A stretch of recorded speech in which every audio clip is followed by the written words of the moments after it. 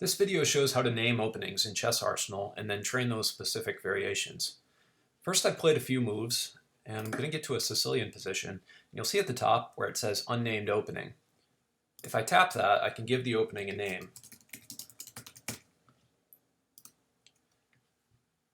From here on out, all the moves that follow will be called Sicilian Defense unless I give those a specific name. So I'm going to go a few moves deeper.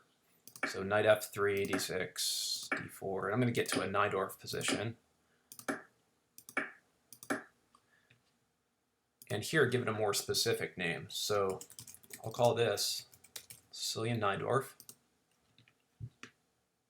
And then for good measure, I'll throw a couple other names in here. So after bishop c4, we have the Najdorf Fischer-Sozin.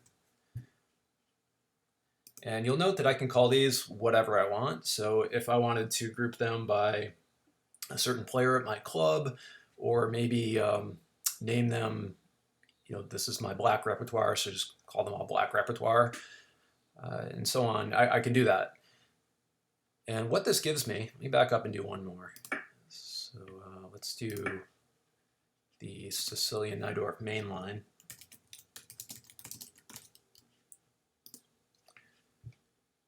And now that I have some of these names in here, when I go over to the training page, you'll see a new filter icon up in the upper right. And tapping that will show me all the named openings in my repertoire.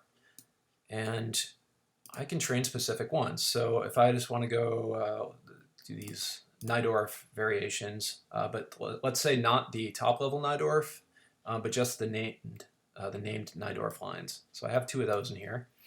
And then I can also choose to play lines just for white or just for black, because I may have, this may be a variation that I play for both sides.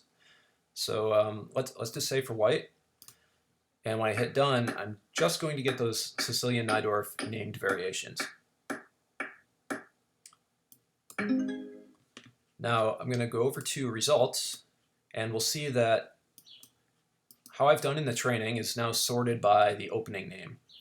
And within each group of the opening name, you'll see my score sorted by my worst result first. So that makes things that I've been scoring poorly on pop up to the top.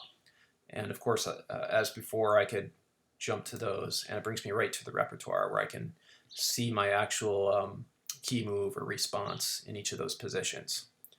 So pretty simple. That's how naming works, and I hope you find this helpful.